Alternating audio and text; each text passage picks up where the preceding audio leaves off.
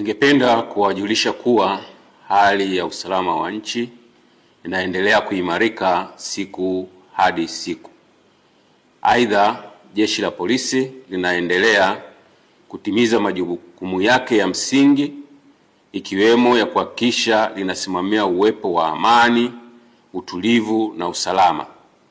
Katika hili, Jeshi la Polisi linatoa shukrani kwa wananchi na wadau mbalimbali wanaoendelea kutoa ushirikiano wa kiwango kikubwa katika kulinda na kuimarisha amani ya nchi.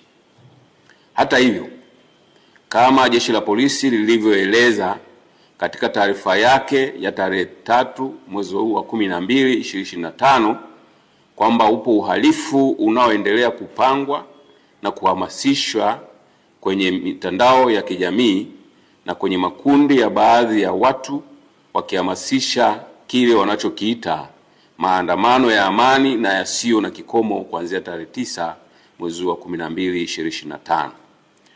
Jeshi la Polisi kwa kushirikiana na vyombo vingine vya ulinzi na usalama vinaendelea kuchukua hatua stahiki dhidi ya uhalifu huo unaopangwa, hivi wananchi msiwe na hofu.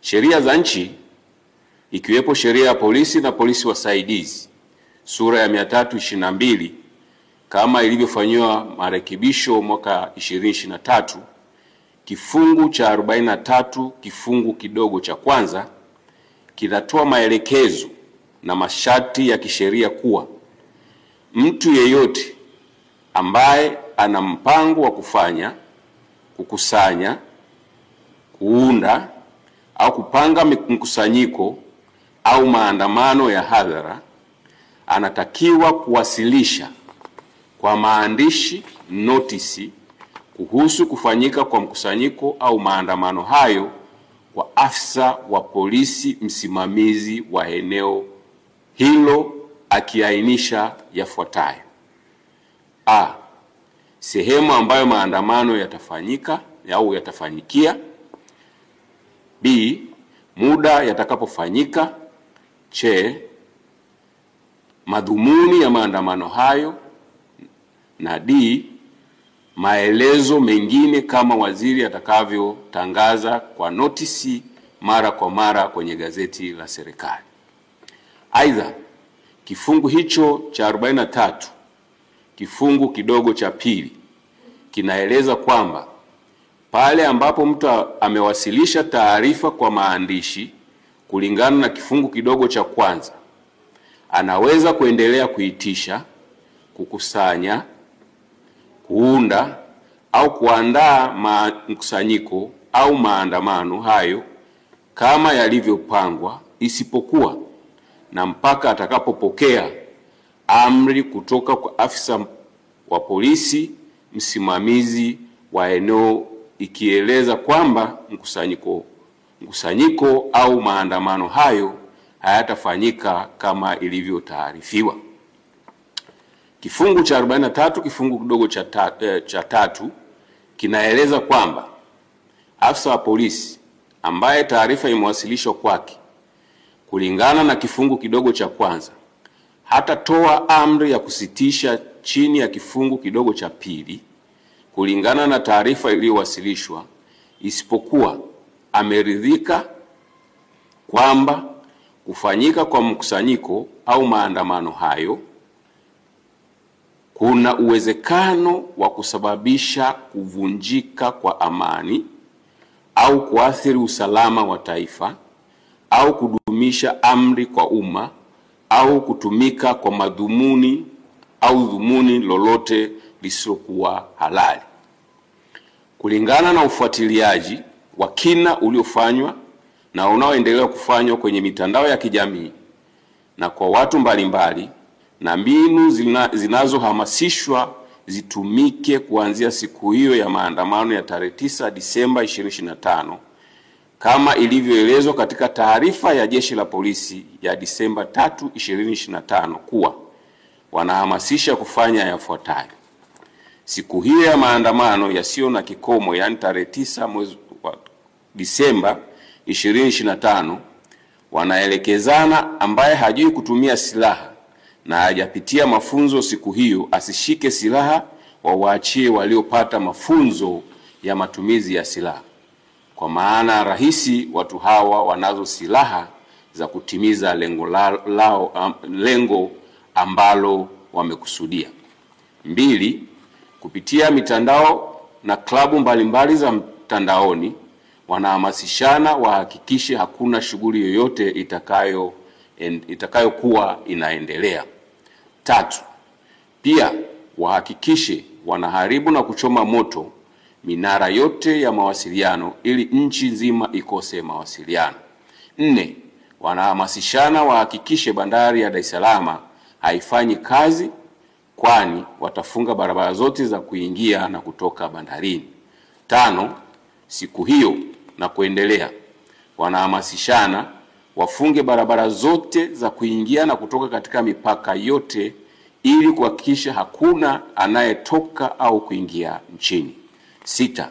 Wanahamasishana kama vijana wakapore mali za watu kwa sababu wanacho kisingizio kuwa wana njaa.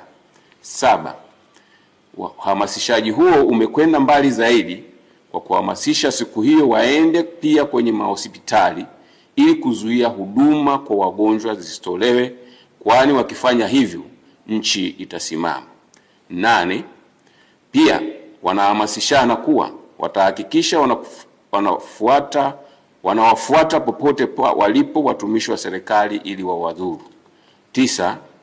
Wakati hayo yakiendelea kwenye mitandao ya kijamii, tumesikia matamko mbalimbali na wanaoyatoa wanasema wanaohamasisha na wanaohamasishwa wakiandamana siku hiyo tutawakuta wamekatana vichwa huko mitaani.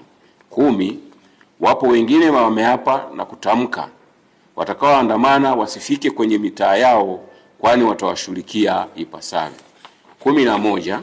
Wengine wanasema hawatakubali tena kupata hasara walioipata tarehe 29 mwezi wa 10 2025 na siku hiyo na siku zilizofuata, hivyo watahakikisha tarehe 9 mwezi wa 12 2025 na kuendelea wanalinda maisha yao, familia zao na mali zao ili asitokee mtu wa kuwazuia kuendelea na shughuli zao. 12. Wengine wanauliza wanaohamasisha maandamano yasiyo na kikomo ni haki ya aina gani hiyo?